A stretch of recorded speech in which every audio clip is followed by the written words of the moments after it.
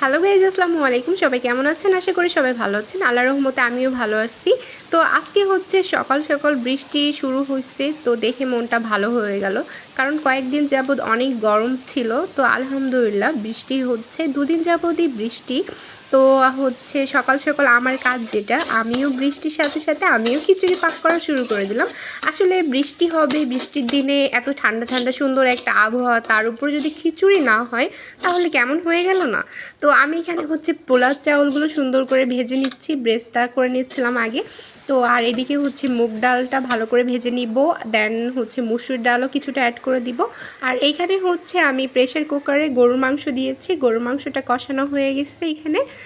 আর এইদিকে আমি হচ্ছে কয়েক টুকরা আলু ও ডাল সিদ্ধ দিয়েছি, আর এখানে মাংস হয়ে গেছে আর চাল একসাথে মিক্সড করে আমি রাইস কুকারে বসিয়ে দিয়েছি।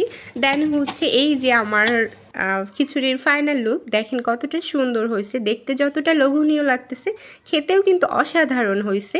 বৃষ্টির দিনে যদি এরকম একটা থালি সাজানো থাকে তাহলে আর কি লাগে বলেন? আমার মতো কে কে খিচুড়ি লাভার আছেন অবশ্যই আমাকে কমেন্ট করে কমেন্ট বক্সে জানাবেন।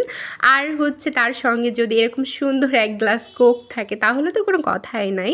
আমার কিন্তু বৃষ্টির দিনে খিচুড়ি মাস্ট লাগবেই, কোনো কথা নাই। তো এখানে হচ্ছে খিচুড়িটা সত্যি অসাধারণ হয়েছিল, অনেক সফট হয়েছে মাংসগুলা। তো আয়াত বাবুকে এখন আমি খাওয়াই, ট্রাই করব কেমন হয়েছে। তো আমার ভিডিওগুলো যদি ভালো লাগে অবশ্যই আমার পেজটিকে ফলো করবেন, আর লাইক কমেন্ট শেয়ার করবেন, আর আমাকে বেশি বেশি সাপোর্ট করবেন। মজা কেমন হয়েছে বাবা?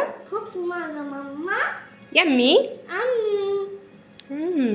একটু শশানো,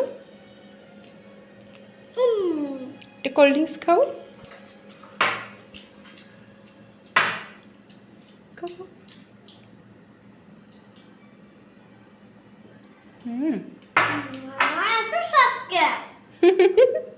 এত স্বাদ কে?